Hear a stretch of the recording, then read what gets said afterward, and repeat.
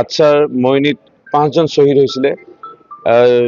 মূল দাবী আছিলে ভূমি অধিকাৰ আৰু কিমান বাগানত গুলীচালনা হ'ল এই মাটি অধিকাৰ ভূমি অধিকাৰৰ বাবে দাবী কৰোঁতে দিহা বাগানকে লৈ যোৰহাটত অসমৰ কিমান মানুহ মৃত্যু হ'ব লগা হ'ল চাহ বাগানৰ আদিবাসী লোকসকলৰ আজি মৃত্যুৰ আজি বলিদানৰ পিছত আজি আগৰ কোনো চৰকাৰে কেতিয়াও গুৰুত্ব নিদিলে বিশেষকৈ চাহ জনগোষ্ঠীৰ আদিবাসী লোকসকলৰ মাটিৰ পট্টা প্ৰদানলৈ পেলাই আজি আচ্ছা হওক আজি আশা হওক আজি অসম চাহ মজদুৰ সংঘ হওক সময়ে সময়ে বিভিন্ন দাবী কৰি আহিছিল কিন্তু মাননীয় মুখ্যমন্ত্ৰী ডক্টৰ হেমন্ত বিশ্ব শৰ্মা ডাঙৰীয়া আমি ধন্যবাদ জনাম আৰু ময়ো চাহ জনগোষ্ঠীৰ এজন পৰিয়ালৰ সন্তান হিচাপে মুখ্যমন্ত্ৰী ডাঙৰীয়াক সমগ্ৰ চাহ জনগোষ্ঠী আদিবাসী সমাজৰ হৈ তেখেতক অশেষ কৃতজ্ঞতা জ্ঞাপন কৰিছোঁ।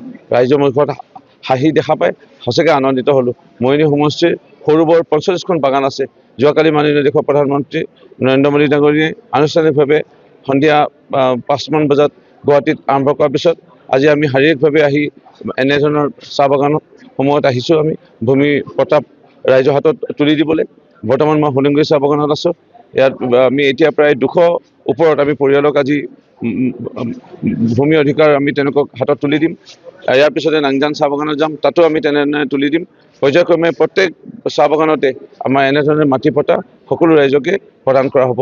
আজি মাননীয় মুখ্যমন্ত্ৰীৰ মতে কথা দিয়া মতে আজি কথা ৰাখি তেখেতে কাম কৰিলে ৰাইজ সুখী আৰু ময়ো স্থানীয় বিধায়ক হিচাপে আনন্দিত।